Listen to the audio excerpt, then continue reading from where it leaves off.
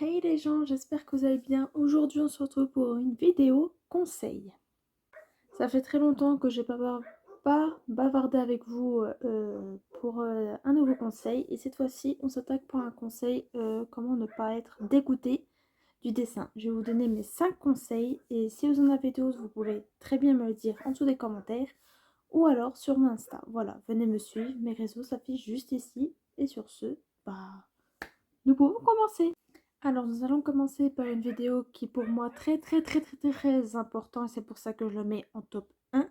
C'est avant tout le dessin, c'est du plaisir. Voilà. Parce que si tu commences à essayer d'impressionner tout le monde ou alors en faire tous les jours ou alors si tu veux faire tout simplement tous les jours du contenu comme moi par exemple sur YouTube, ça va plus du tout être du plaisir, ça va être du travail chiant que tu te lèves tous les matins et que tu dois te dire ah bah putain faut que je fasse, je dois poster un dessin ou alors je dois montrer un dessin vite machin. Non, il faut prendre son temps de créer le dessin, de l'imaginer, simplement prendre son temps à bien peaufiner quelques détails que forcément tu ne feras pas quand tu seras en mode taf. Voilà.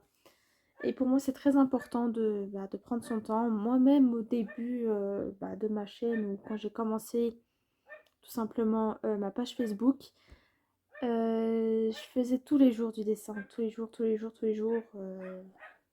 Et ça me prenait la tête. Et ça se voyait à mes qualités du dessin que ça allait pas, quoi. Enfin, plus ça va et plus mes dessins étaient mauvais, mal dessinés, mal travaillés. Donc du coup, j'ai décidé que quand j'en ai envie, et quand j'aurai l'envie surtout l'envie, je prendrai du temps pour ce fameux dessin et de vous le poster tout simplement. Donc s'il y a des vidéos qu'il n'y a pas de dessin, et faut pas me prendre la tête parce que je n'ai pas envie et je n'ai pas le plaisir de le faire en ce moment. Voilà. Conseil numéro 2. Fais ce que tu aimes, dessine ce que tu aimes, c'est le plus important. Enfin, c'est le plus important, c'est des conseils, donc c'est normal que c'est important, Mallory. Oui, faire ce qu'on aime, pour moi, c'est une très grande place, ce conseil-là.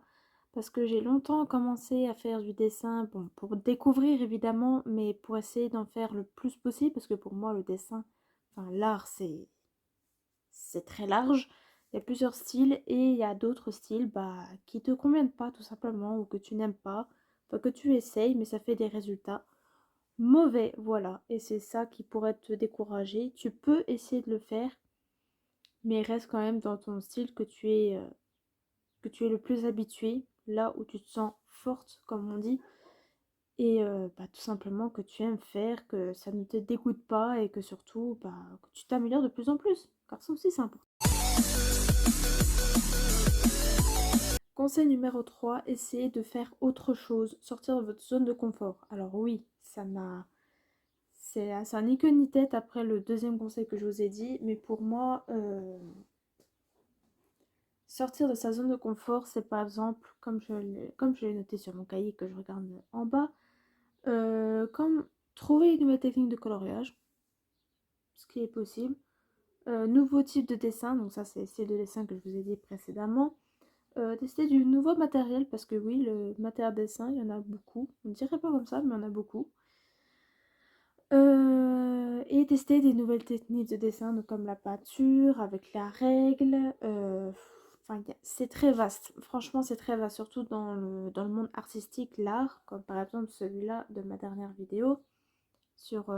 Mais voilà, c'est très vaste niveau, même pour le dessin.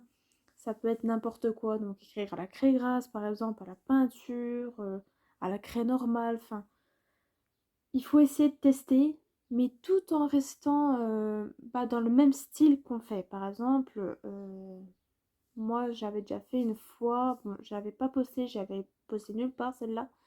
C'est que j'avais fait toujours dans le style manga que j'aime bien faire, mais en peinture. Et malheureusement, j'arrive pas à le retrouver celui-là. Je crois que je l'ai jeté. Grave erreur de ma part, je sais. Mais essayer de tester des nouvelles choses. Donc par exemple, moi c'était de faire un manga, mais sur format peinture. Et commencez pas à faire des dessins qui est tendance. Par exemple, comme on voit sur des vidéos, faire de la peinture mélangée à je ne sais plus quel produit, faire des beaux tableaux. Enfin, vous pouvez tester ça. Moi-même, j'ai envie de le tester, mais j'ai pas les produits parce que ça coûte cher, on va pas se mentir. Mais n'entrez pas dans cette case de tendance. Voilà, il y a une vidéo à faire, il faut le faire. Il y a un dessin, un style de dessin, il faut essayer. Tu peux essayer, mais pas tous les jours. Voilà.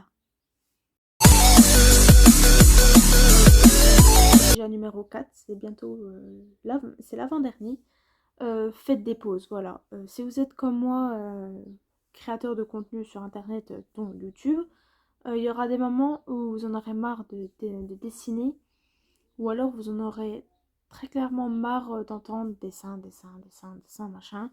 Et moi, ce que je vous conseille, c'est de faire des pauses de quelques jours, de quelques mois, voire même de quelques années. J'avais déjà fait une fois, de quelques années, d'arrêter le dessin parce que bah, j'en avais marre, j'avais plus l'inspiration. Et en parlant d'inspiration, est-ce que ça vous dit que je fasse une vidéo mes inspirations à moi, que quand j'essaie de trouver des idées niveau dessin ou d'autres idées de YouTube, je ne sais pas. Mais est-ce que ça vous dit? Dites-moi tout ça dans les commentaires. Je me ferai une joie de faire cette vidéo-là parce que bah, j'ai très envie de la faire. Je l'avais fait une fois sur ma page Facebook, mes inspirations. Mais j'ai d'autres inspirations, donc n'hésitez pas. Si ça vous tente que je fasse cette vidéo-là, c'est avec grand plaisir. Bon bref, revenons au conseil. Donc faire une pause, c'est-à-dire prendre soin de soi, essayer de retrouver un autre matériel, refaire votre entrée, mais version pour les dessins, voilà, avoir des nouveaux matériels, feutres, crayons de couleur. Enfin, j'essaie de trouver du matériel qu'on peut trouver pas trop cher et tout. Enfin, s'inspirer de nouvelles choses. Par exemple, sortir, tout simplement sortir. Bon, c'est vrai qu'avec le Covid, c'est compliqué. Mais oui, sortir en forêt ou aller voir carrément ses amis.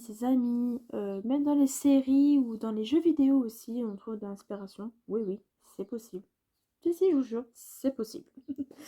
Mais voilà, essayez de faire quelques pauses, ne vous embêtez pas, mettez-vous pas dans une case, oh, si je fais des dessins, il faut que j'en fasse tous les jours. Non, si vous commencez à en faire tous les jours, ça va vous dégoûter, tout simplement. Tout le titre de cette vidéo. Donc je vous conseille, je sais pas moi, 3 jours dans la semaine, par là. Pas encore un peu moins. Ou alors vous faites une semaine complète niveau dessin où vous essayez de vous améliorer, pardon. Et bah, une semaine, bah, vous faites rien, tout simplement. Des fois, des petites pauses, ça fait du bien. Et puis, c'est là où tu peux reprendre pas de zéro, mais là où vous êtes arrêté.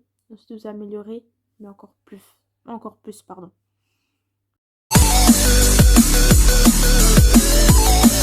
Alors, pour ce dernier conseil, remise en question et faire le point, je vous conseille d'aller, après cette vidéo, bien sûr, pour la finir quand même, elle est bientôt terminée, cette vidéo.